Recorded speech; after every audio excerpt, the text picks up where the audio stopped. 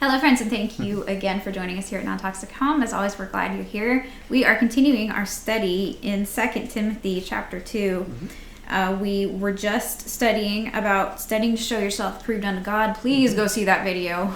It has rocked our world a little bit. A little bit more. The more we study, the more our worlds get rocked. It happens. But that's how it's supposed to be. The Lord does that. He reproves and reproaches and rebukes those whom he loves because he wants us to be like him. He wants us to be holy. So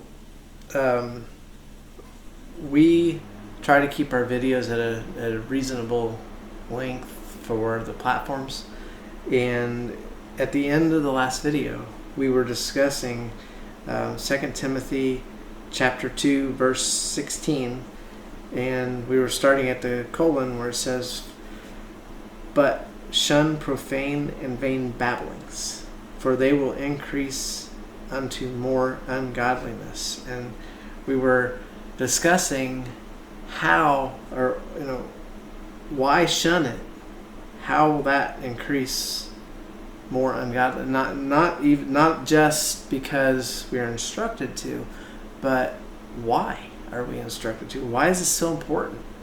And I was describing we've got levels of purity of good and evil. The most pure being Yeshua, God. The next level being the anointed cherub, and then the next level being the devil. Devil was, as we are told in the Bible, a murderer from the start.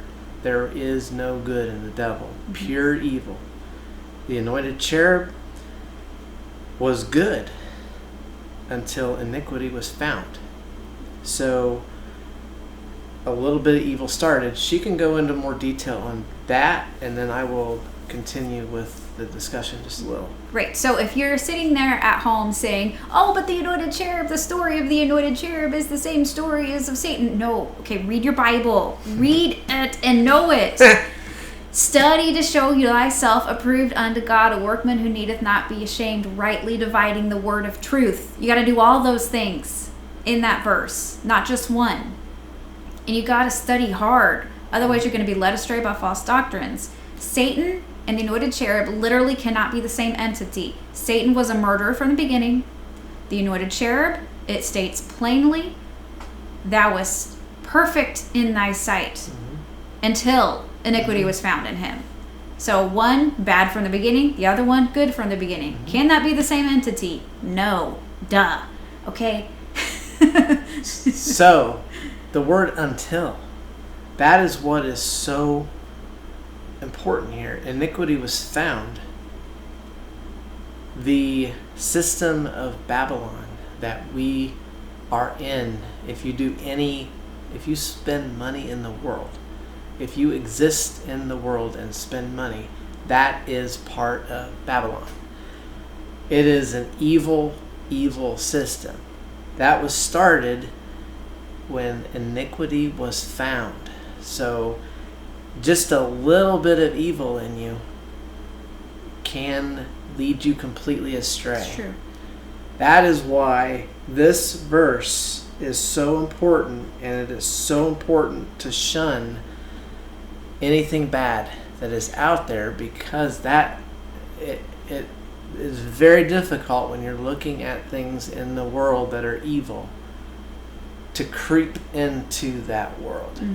And so it says to shun profane and vain babblings. Profane is the opposite of sacred. Sacred is holy. What is God? God is holy, holy, holy. And so we want to be refined into holiness. That means that we are not paying attention to the passports anymore. We aren't paying attention to the lockdowns, to the mandates, to all of the other insane things that are illogical and not science-based. And please see any video that we have up that talks about, actually I think it would be the one we did last week, where we discuss how these things aren't legal and why. If you don't remember high school, think about it. Why do we have the systems that we have out there? Why are elections exist? All of those things greatly impact why any mandate that's out there is completely illegal. I think we've discussed that in actually more than one video, but it might be in the Build Back Better video. Yeah, it probably is. I think it's in the Build Back Better video because that's the most recent one that you and I have recorded, but we don't put them up in order necessarily. Nope. So if you are putting in your brain information about what's going on in the world and the evil and wickedness that's coming on the world, and yes, the world's in judgment. Okay, please see our video on the first and second seal. We are currently in the first seal. We don't need to worry about the mark of the beast now. Mark of the beast is way down the line. We don't need to worry about the Antichrist right now. Antichrist, way down the line. Worry about what's right in front of your faces, my friend. Worry about what's coming next. Yes. And actually don't worry about it, but think on it, study it, learn about it. But the Antichrist people are constantly saying, oh, well, Trump's the Antichrist. Oh, Obama's the Antichrist. Oh, whoever is the Antichrist. Pope's the Antichrist. It doesn't matter. Right. It doesn't matter. Look at where we are in prophecy right now. Most likely you will not be alive when the Antichrist is on the scene and or when the mark of the beast comes on the scene. At least you most likely will not be if you are on the right side of eternity. Listen to our videos on the first and second up to even the third seal. There are so many years in those. If you listen to the destruction that will happen in those videos, you really need to pay attention to what's right in front of you instead of worrying about what's 30 years down the road, people. Right. And what she's describing, 20 to 30 years down the road. You got to get through the next 5 to 10. And if you don't pay attention to that, it's your own fault. Yeah, and it actually, the Bible plainly says, it's your choice. It's your choice. And you have to make a choice. Do you want to focus on what the false prophets want you to focus on? Because the false prophets want you to focus on the Antichrist and the mark of the beast. They want you to be freaking out and listening to them because they know that fear is addictive. Please see our video about fear. So, paying attention to all this stuff will increase you unto more ungodliness. So, in the next verse, what can happen if you continue to go down that road? And their word will eat as doth a canker, of whom is, and I can't even pronounce the next two words, but I can tell you that they mean... I can say. Go ahead. Hymenaeus and Philetus, I believe. They were the equivalent of leading people away from Christianity. We learned. I learned personally that this morning. So, what does verse 17 mean? Okay, so canker. By the way, I love my 1611 King James. I will link to that below. I got it on eBay and it came and it didn't stink, which is awesome. I just off-gassed it for like a week outside. So canker in my 1611 on the side with the word canker, it says or gangrene.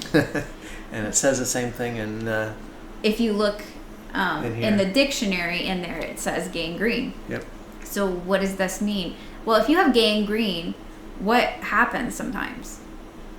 You're gonna lose that limb, people. Yeah, because otherwise, what happens? The it creeps up. It eats the rest of your flesh. It's flesh eating something or another. I don't even know.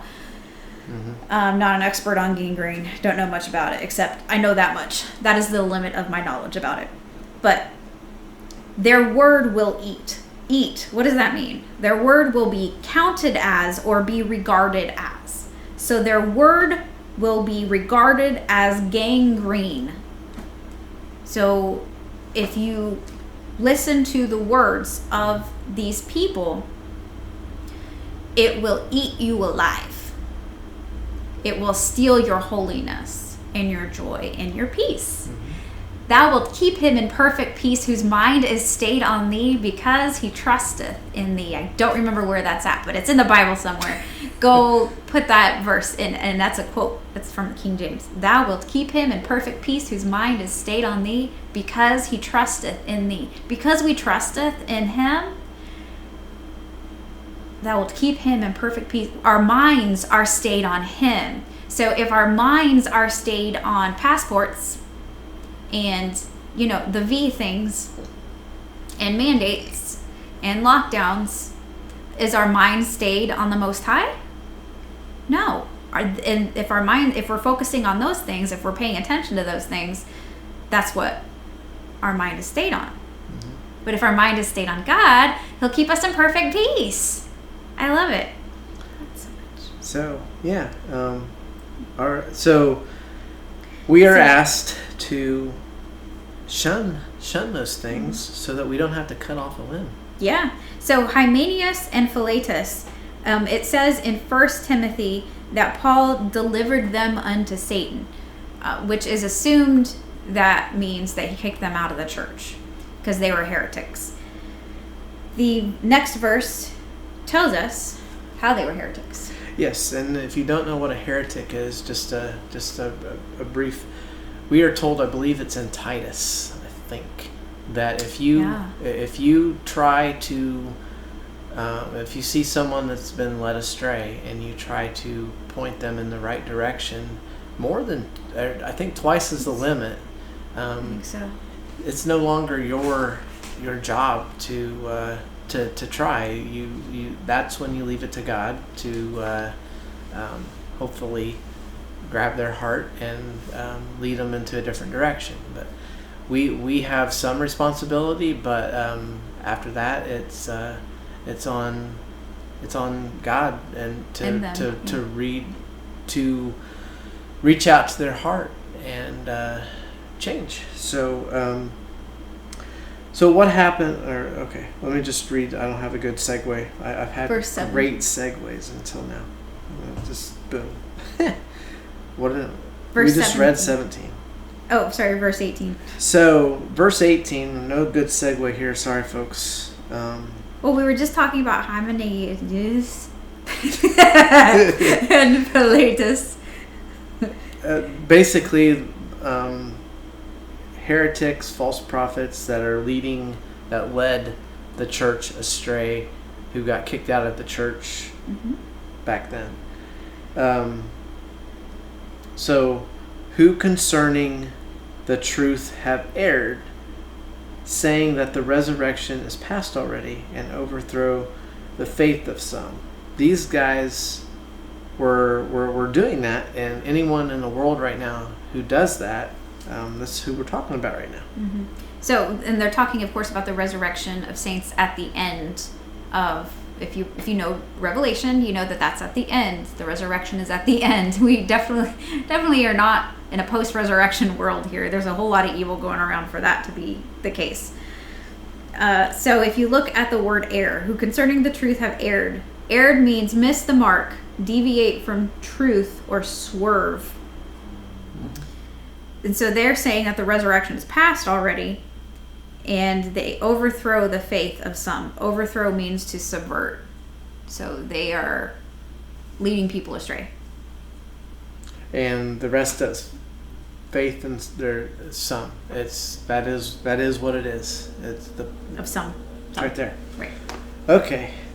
So nevertheless, which means nevertheless, the foundation of God standeth sure. I'll read the whole thing and then I'll explain a little bit there. Having this seal, the Lord knoweth them that are his. And let everyone that nameth the name of Christ depart from iniquity. So, nevertheless means nevertheless. Foundation is just like the foundation that you have on your house that's good and solid. of God standeth sure. That basically means stand your ground. She may have a little bit more. She may have a little bit more on it, but it doesn't mean stand there for a little while and then move on because you're giving up. It means stand solid. A foundation, good foundations last for quite a while before they're cracked. Well, but it says sure or steady in my 1611. So sure means it's steady. The foundation of the Lord is not moving, right? And then you can keep going from there. Okay. Those who trust in the Lord are a strong mountain; they shall not be moved. Sure, having the seal.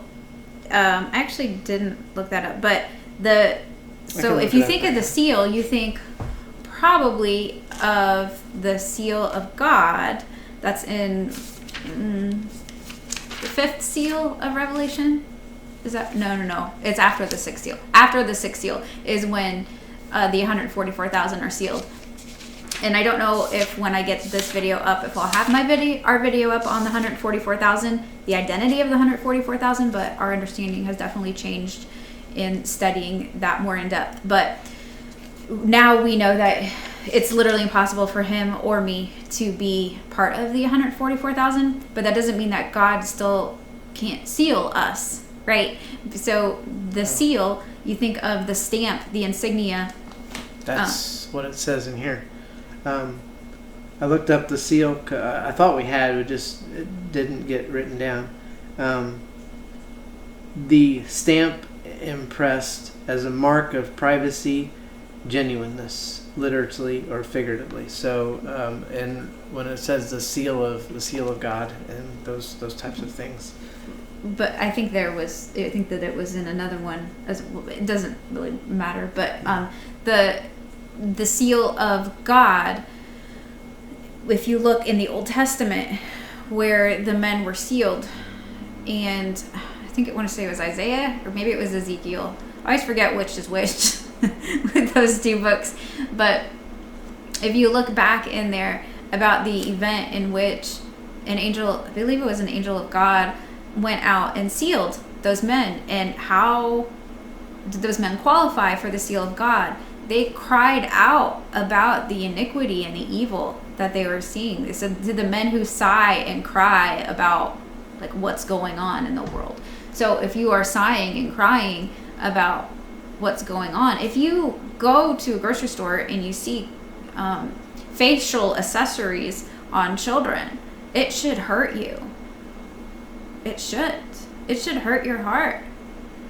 If you are aware of what's happened in schools, if you know about the isolation that has been inflicted upon children, and you do know people who are on the death row that act up, what do they do with them? They put them in solitary confinement, right? They put them in isolation.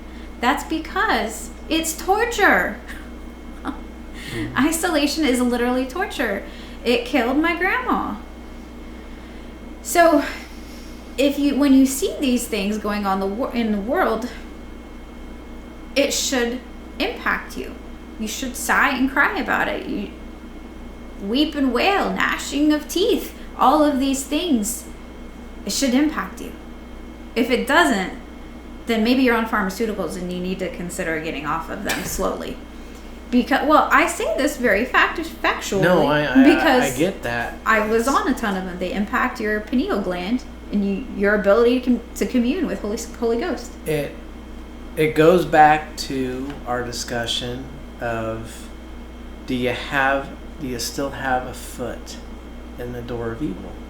And removing yourself from that, as much as cutting yourself off from evil is really, it's what we're asked to do here, and it's really the only way to keep your heart pure.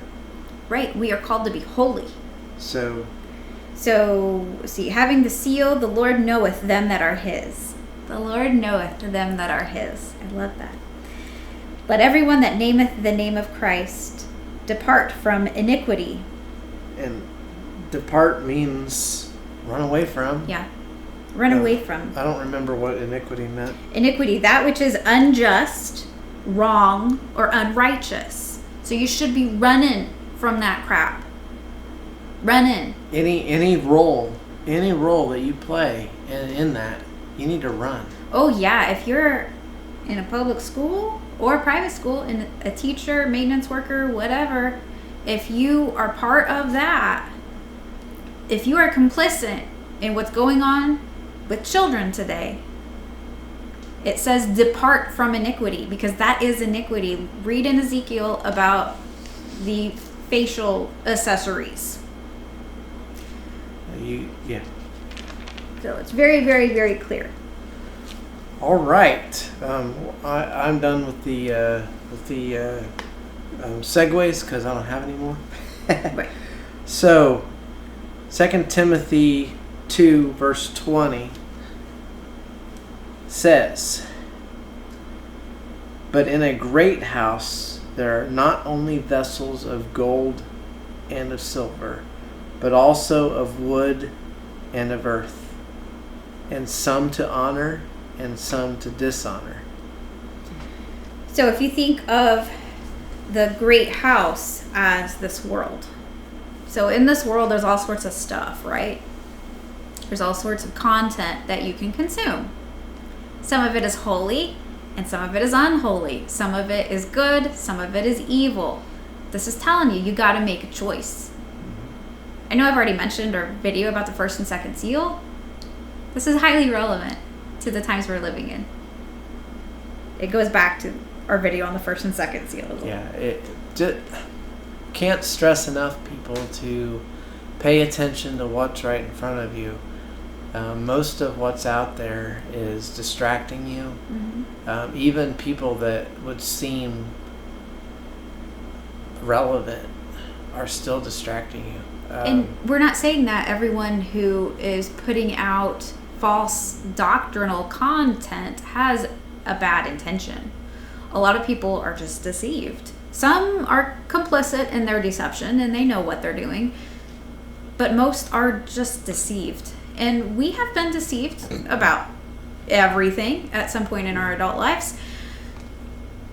But at this point in time, the number of things that we're deceived about are pretty minimal, especially comparatively to years ago. Yeah, and the more and more that we dive in, the more and more we have already told you when we did a video about the seals, and then we learned more, mm-hmm. and then we came back and we said, whoops, we dived in a little bit more, and here's what we've learned. Right. If that occurs again, we will constantly we'll do it fix again. it. We'll fix it. Right. Today, we have learned that we aren't allowed. We are instructed, if we want a pure heart and to be approved unto God, that we have to shun the rest of the world. We are to depart from iniquity, to run from it. Run from that which is unjust, unrighteous, or wrong. So this next verse, it was another 2-pound hammer. 3 pound if you accidentally buy the wrong thing.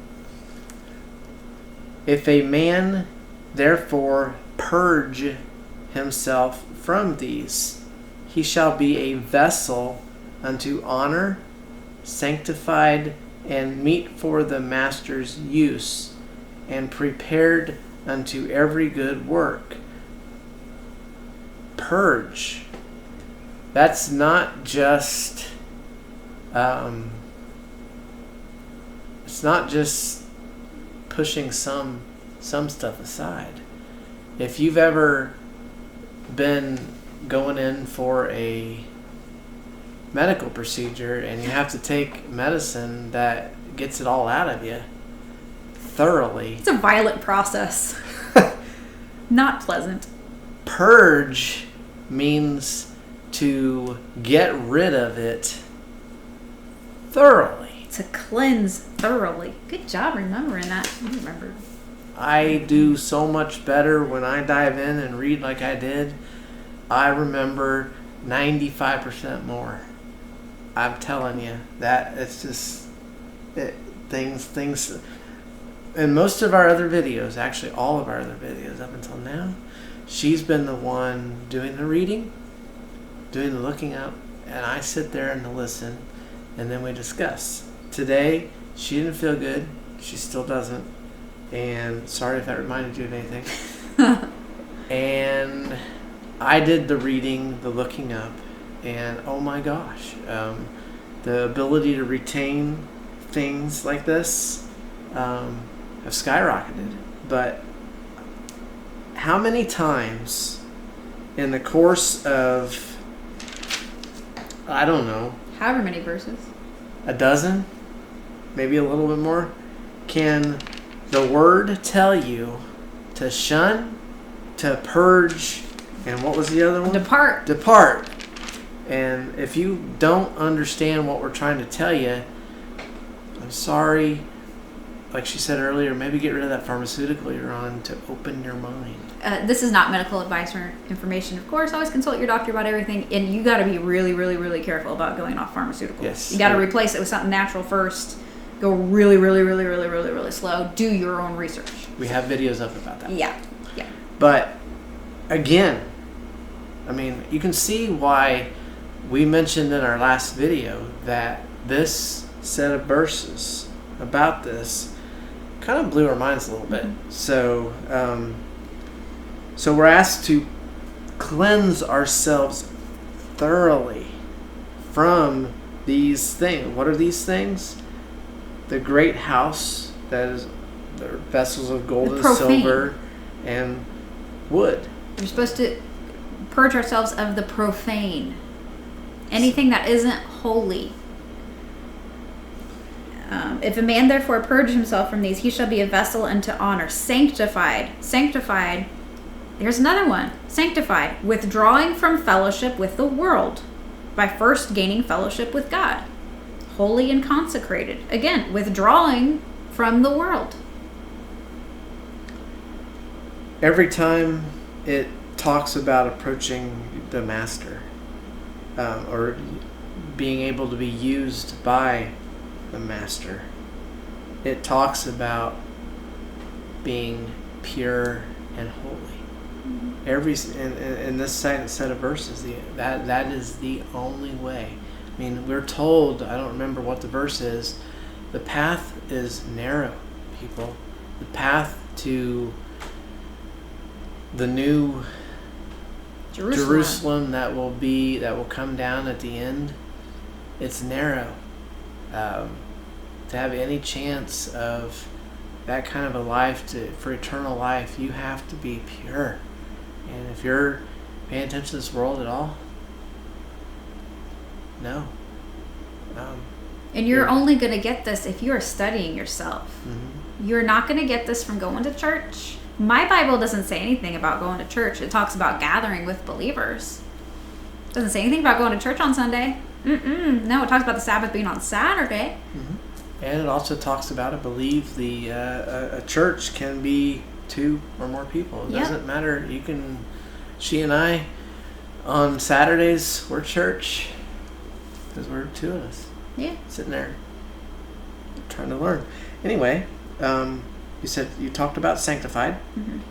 And meet for the master's use and prepared. I think prepared is something. I don't think so. But meat, I didn't write that down. Meat means useful. So useful for the master's use. Okay, that makes sense. Prepared unto every good work, and those words mean what they say. Mm-hmm. We actually looked them up. Okay, so the next one is pretty important for, well, everyone. Flee also youthful lusts, but follow righteousness, faith, charity, peace with them that call on the Lord out of pure heart.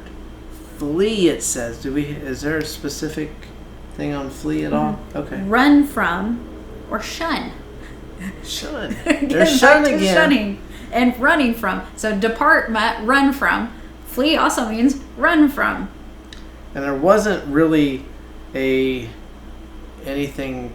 big under youthful lusts, but if you use the sound mind that we're called to have, what do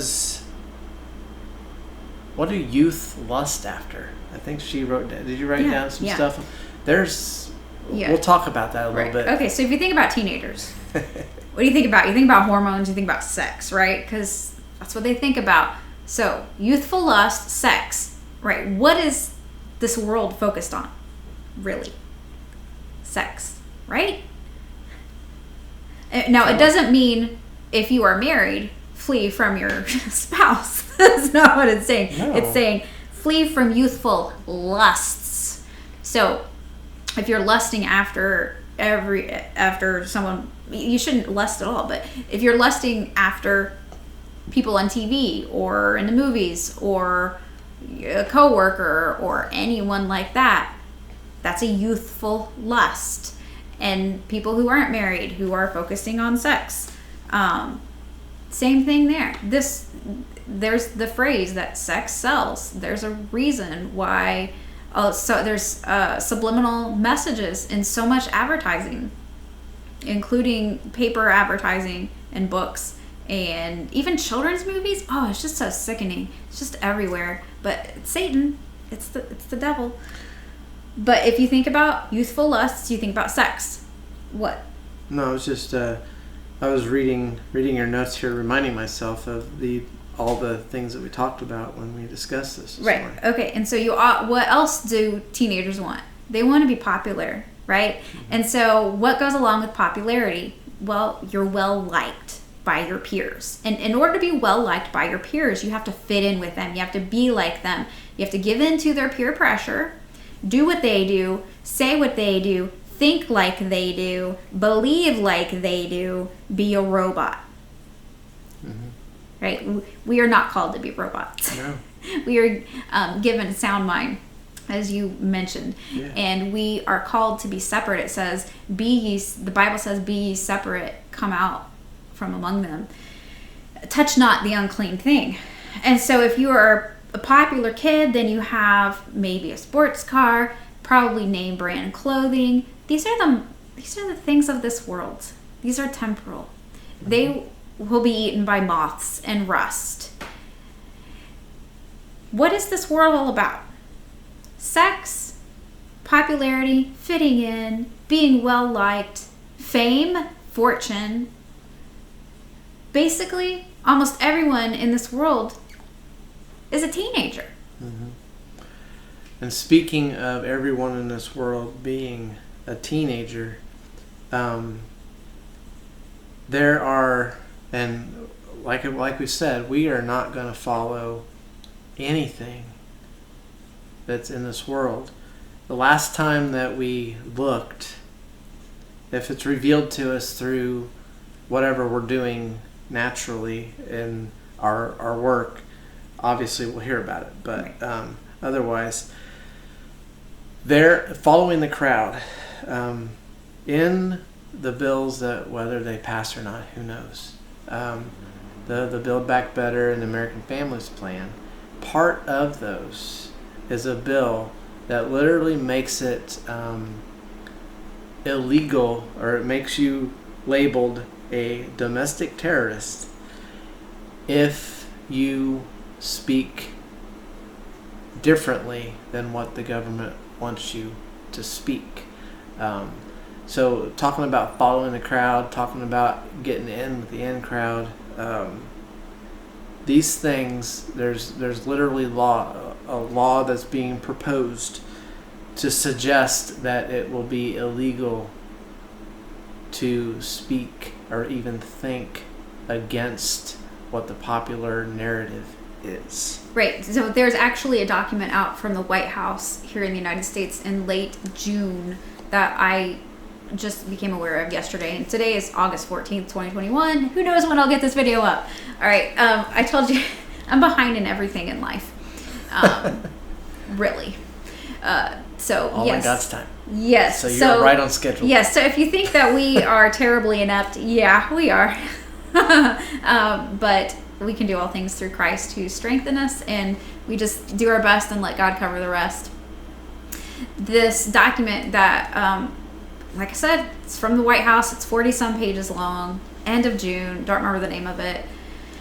But if you speak anything that is outside of the scientific consensus, which doesn't exist, that's an oxymoron. There's no such thing as a scientific consensus. But this is part of technocracy. This is part of the society that we are being moved into. If you say anything outside of that, then you can be labeled as what he mentioned. I don't want to say that phrase too much. I don't want to get this video flagged as far as that goes. If you have a... Whoops. No, you're fine. I didn't say you can't say it. I just don't want to say it much. One reason I said it is because it was written down there. I get it. So I read it. Right, you're fine. But of course, it would allow...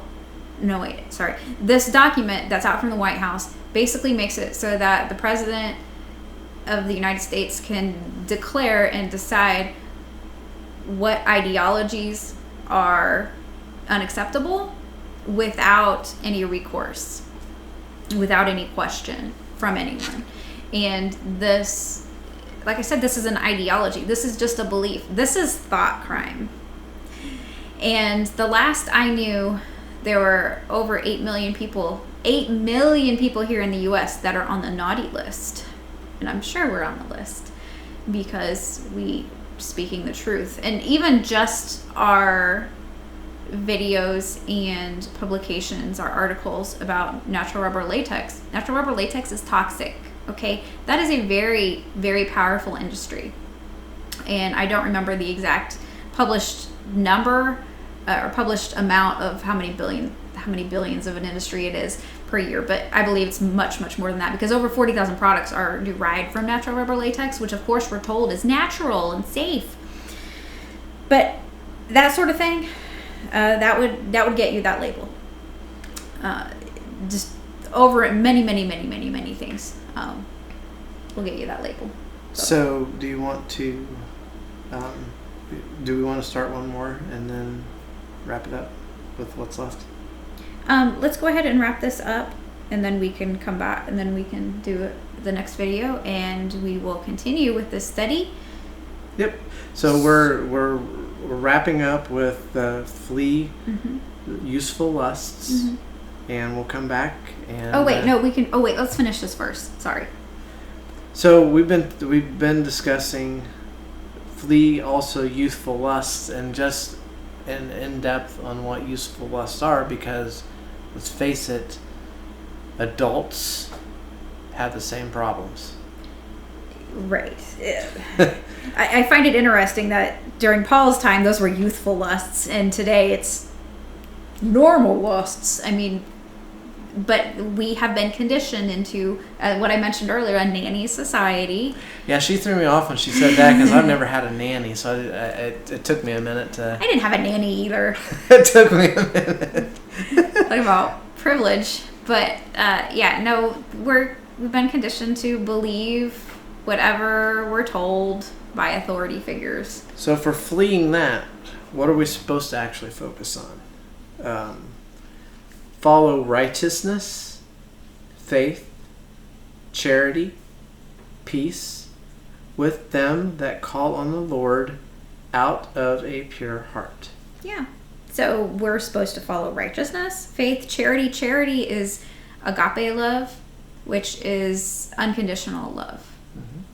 The kind of love that the Father, the creator of everything, has for us. So we're supposed to practice that and have peace with those that call on the Lord out of a pure heart. And unfortunately, many who claim to be Christians don't have pure hearts, and they don't even want to have pure hearts. They just want to be angry and fearful.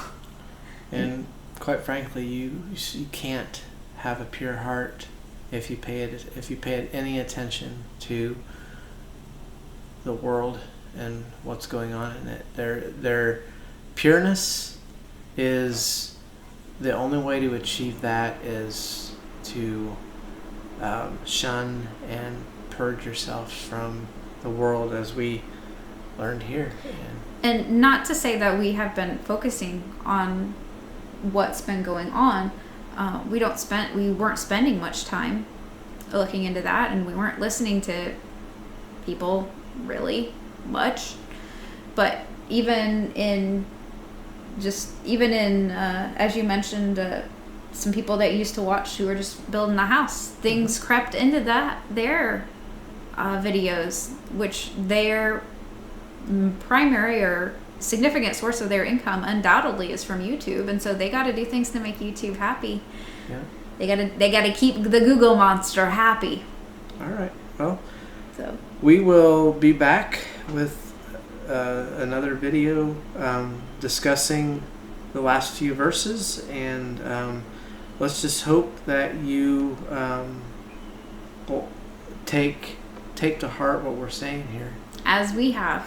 And I mean, even we discussed earlier, there's some things on my cell phone. I've got to do some things to my cell phone to keep it from being distracting. Unfortunately, I can't just throw it away because we have projects going on that require me to make phone calls, and when I'm in my truck and such. So. Right. So please don't use cell phones.